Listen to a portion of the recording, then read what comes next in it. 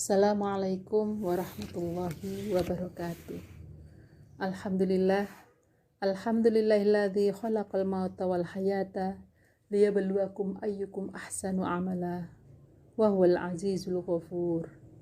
Asyhadu an la ilaha illallah wahdahu la syarikalah wa asyhadu anna Muhammadan abduhu wa rasuluh la nabiyya ba'dah. Yang sangat kami hormati para ustadzah, para sesepuh, bini sepuh, dan ibu pimpinan Aisyah dan anggota Aisyah wilayah Kota Malang yang dirahmati Allah. Pada kesempatan ini kita panjatkan syukur kehadirat Allah Subhanahu wa taala yang telah melimpahkan rahmat dan karunia-Nya pada kita semua. Salawat serta salam semoga tetap tercurahkan pada junjungan kita, Nabi kita Muhammad sallallahu alaihi wasallam. Ibu-ibu yang dirahmati Allah, pada kesempatan ini saya akan bahas tentang puasa dan kesolehan sosial. Setiap muslim beriman selalu menyambut datangnya bulan Ramadan dengan riang gembira dan penuh kesungguhan. Terlebih bulan suci Ramadan ini datang dalam kondisi bangsa yang relatif lebih baik dari sebelumnya, yakni semakin melandainya virus COVID-19 dan dalam proses peralihan dari pandemi menuju endemi insya Allah. Jika pada 2 tahun yang lalu segala aktivitas ibadah dibatasi seperti pelaksanaan taraweh di masjid, mudik, halal bihalal maupun kegiatan muamalah lainnya. Alhamdulillah pada Ramadan tahun ini sebagian besar sudah berubah. Umat Islam bisa kembali tarawih berjamaah di masjid dengan soft tanpa jarak lagi. Bisa mudik, bertemu dengan keluarga, merayakan Idul Fitri dan aktivitas-aktivitas lainnya. Tentu tetap dengan menerapkan protokoler kesehatan. Ibu-ibu yang dirahmati Allah, kondisi yang lebih baik ini dari sebelumnya ini tentu wajib disyukuri. Salah satu caranya dengan menghidupkan spirit kebaikan di bulan Ramadan. Banyak amaliyah berpahala besar jika dilakukan di bulan suci. Maka dari itu, setiap muslim beriman harus meningkatkan amalan jauh dibandingkan amalan di bulan lain. Tujuan puasa adalah agar menjadi muslim yang bertakwa. Kata takwa tentu mencakup berbagai kebaikan yang dilakukan, termasuk dalam aktivitas pekerjaan setiap individu yang menuntut profesionalisme. Dalam ibadah puasa, setidaknya ada 3 nilai pokok. Pertama, adanya sikap kritis dan peduli terhadap lingkungan sosial. Kedua, adanya keterkaitan antara kesolehan pribadi dan kesolehan sosial. Dan ketiga, mampu melahirkan jiwa yang kreatif dan inovatif. Etos kerja. Puasa tentu tidak boleh menjadikan umat Islam untuk bermalas-malasan. Puasa justru harus menjadi spirit dalam upaya meningkatkan produktivitas kerja. Sejarah banyak mengungkap tentang etos kerja saat Ramadan, seperti perjuangan Rasulullah Shallallahu Alaihi Wasallam dan kaum muslimin saat perang Badar yang terjadi pada Ramadan tanggal 17. Para pahlawan Indonesia yang tetap gigih dalam merebut kemerdekaan tidak pernah surut meskipun dalam bulan Ramadan. Fakta di balik peristiwa ini menunjukkan bahwa puasa yang dilaksanakan mampu menumbuhkan etos kerja dan daya juang yang tinggi. Puasa dapat meningkatkan etos kerja jika dilaksanakan dengan iman dan ilmu. Dengannya dapat meningkatkan semangat meskipun pelakunya tidak memiliki banyak energi karena tidak makan dan minum. Namun, iman dan ilmu serta motivasi untuk terus berbuat baik justru akan mendapatkan energi dari Allah serta pertolongannya. Semua ibadah di bulan Ramadan dilipat gandakan pahalanya. Maka karena nilai ibadahnya tinggi, sudah pasti setiap orang akan berlomba-lomba untuk beraktivitas dalam upaya meningkatkan produktivitas kerja yang baik. Imam Al-Ghazali dalam bukunya Ihya Ulumuddin menjelaskan bahwa setelah orang beriman melaksanakan ibadah puasa dan amalan-amalan lainnya, harus menyikapinya dengan dua makom, yaitu khauf dan roja.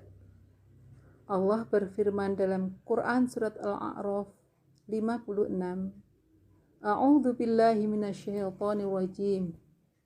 Wala tufsidu fil ardi ba'da islahiha wad'uuhu khaufan wa tama'a. Inna rahmatallahi qaribum minal muhsinin. Dan janganlah kalian berbuat kerusakan di muka bumi setelah diciptakan dengan baik. Berdoalah kepada Allah dengan rasa takut dan penuh harap.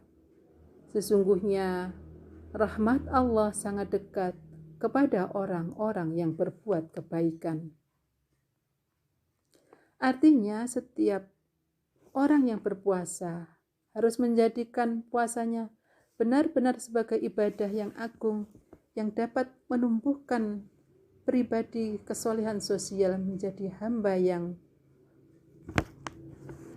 benar-benar memperhatikan lingkungannya sehingga akan mendapatkan rahmat, dan rahmat dari Allah itu hanya diberikan pada hamba-hamba yang muhsin, yang senantiasa berbuat kebaikan, mencari keridhaannya. Puasa sesungguhnya akan melahirkan spirit dalam etos kerja. Yang pertama, akan memunculkan hubungan spiritual yang erat antara manusia dengan Allah. Karenanya banyak beribadah di bulan Ramadan ini, berpuasa, tarawih, banyak membaca Al-Quran, bersedekah. Sudah barang tentu hubungan dengan Allah akan menjadi semakin kuat. Nah, hal ini akan menjadikan manusia bersungguh-sungguh dalam meningkatkan produktivitas kerja. Yang kedua,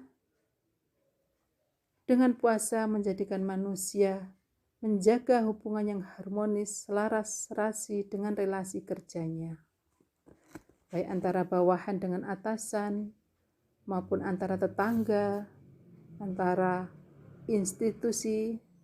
Ya, kita lihat berbagai kegiatan dalam bulan Ramadan ini ya, saling berbagi, buka bersama, kemudian saling memberikan hadiah.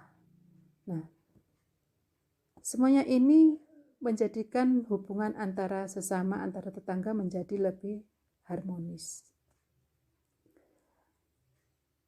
Juga hubungan dalam keluarga ya, ketika kita berbuka bersama, sahur bersama. Nah, ini menumbuhkan rasa cinta kasih juga di dalam keluarga.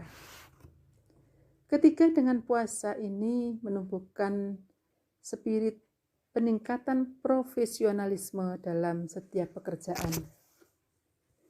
Tentunya dengan puasa ini kan melatih sikap jujur, disiplin ya, merasa diawasi.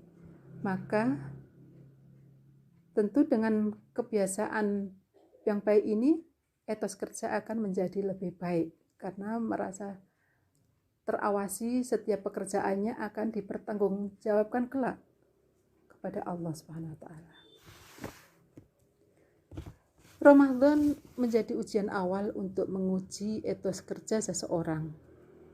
Jika etos kerja meningkat selama Ramadan, maka sudah bisa dipastikan secara alamiah bahwa produktivitas kerjanya juga terus meningkat pada bulan-bulan setelah Ramadan. Masalah kesolehan sosial. Ramadan merupakan bulan penuh keberkahan dan kemuliaan. Maka hikmah dan kebijakannya bersifat multidimensional. Tak hanya moral dan spiritual, tetapi juga sosial. Puasa tidak hanya membentuk kesalehan individual, melainkan sekaligus juga kesolehan sosial. Dalam kenyataannya, masih terdapat ketimpangan antara kesolehan individual dan kesolehan sosial. Masih ada orang yang soleh secara individual, namun kurang soleh secara sosial. Kesolehan individual kadang disebut juga dengan kesolehan ritual, karena lebih menekankan dan mementingkan pelaksanaan ibadah ritual. Ibadah yang semata-mata berhubungan dengan Tuhan dan kepentingan diri sendiri. Sementara pada saat yang sama mereka tidak memiliki kepekaan sosial dan kurang menerapkan nilai-nilai Islam dalam kehidupan bermasyarakat. Sedangkan kesolehan sosial menunjuk pada perilaku yang sangat peduli dengan nilai-nilai Islam yang bersifat sosial. Dalam Islam, kedua corak kesolehan ini merupakan suatu keniscayaan dan harus dimiliki seorang muslim. Kriteria kesolehan seseorang tidak hanya diukur dari ibadah ritualnya, tetapi juga dilihat dari output sosialnya.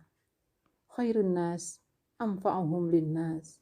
Sebaik-baik manusia adalah manusia yang bermanfaat untuk manusia lain. Islam bukanlah agama individual, melainkan sebagai rahmat bagi semesta alam.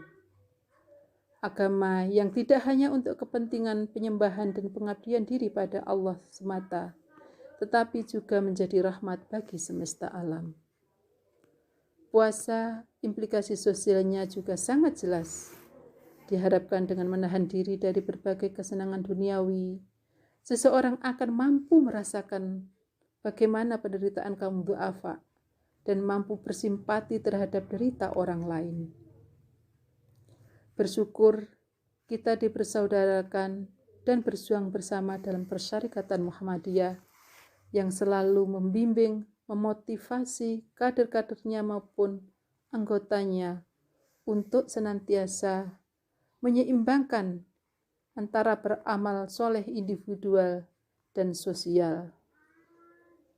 Dengan gerakan Al-Ma'un yang senantiasa kita praktekkan dalam kehidupan sehari-hari, dengan lillah, dengan lelah-lelahnya untuk lillah, yang pada esensinya bermuara pada tujuan akhir, yaitu hamba yang bertakwa. Takwa dan kesolehan sosial tidak bisa dipisahkan. Dalam kesolehan sosial juga tercakup kesolehan profesional. Kesolehan profesional menunjukkan sejauh mana perintah agama dipatuhi dalam praktek kegiatan profesionalnya. Ibu-ibu yang dirahmati Allah, demikian kiranya yang bisa saya sampaikan. Mudah-mudahan bisa dipahami dan kita amalkan. Mohon maaf bila ada kata yang kurang berkenan. Akhirul kalam, billahi taufiq wal hidayah, wa ridha wal inayah. Wassalamualaikum warahmatullahi wabarakatuh.